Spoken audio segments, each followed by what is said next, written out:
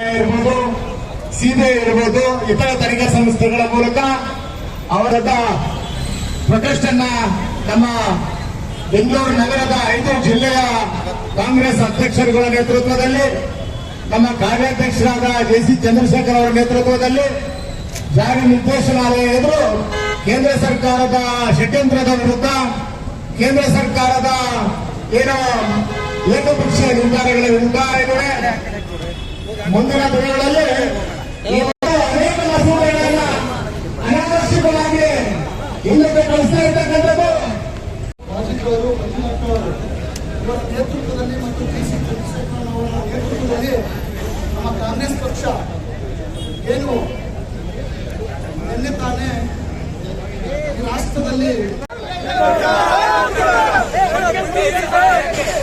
President ಬರ್ತಾರೆ, ನೀವು ಯಾಕೆ ಅರ್ಜೆಂಟ್ ಮಾಡ್ತಾ ಇದ್ದೀರಾ ಅಂತ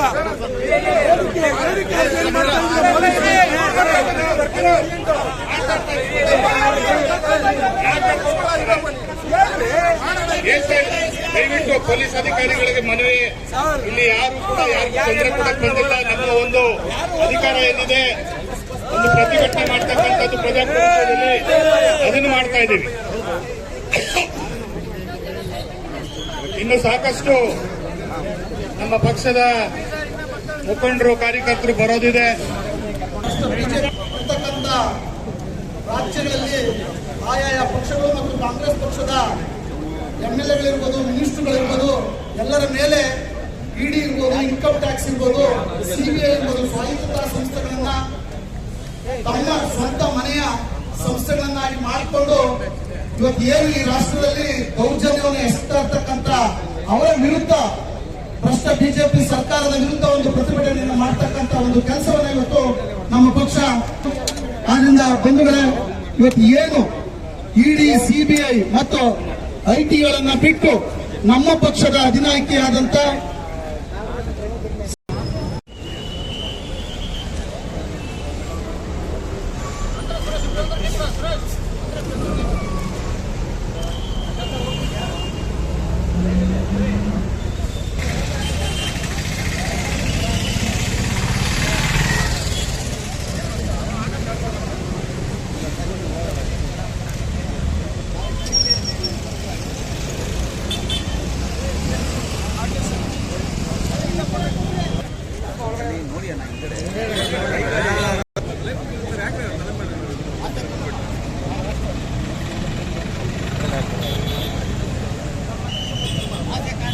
ಸರ್ ಇಲ್ಲಿ ನೋಡಿ, ಸರ್ ಇಲ್ಲಿ ನೋಡಿ, ಹಂಗೆ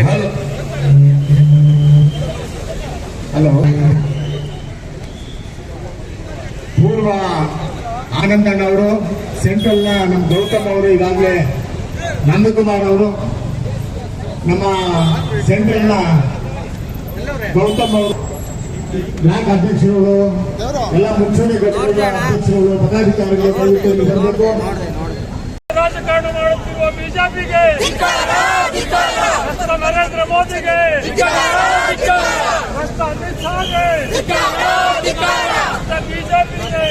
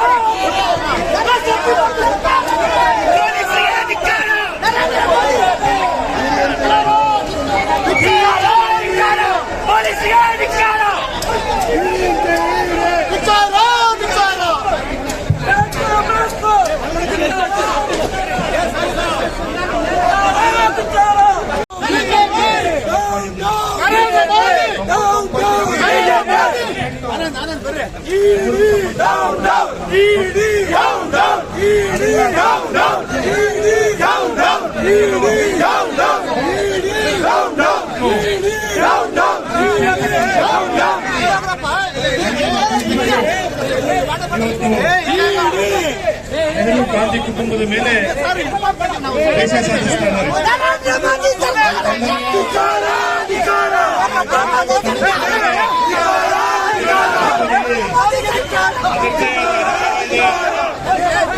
ಅಧಿಕಾರವನ್ನ ಯಾರು ಕೂಡ ಕಸಿಬಾರದು.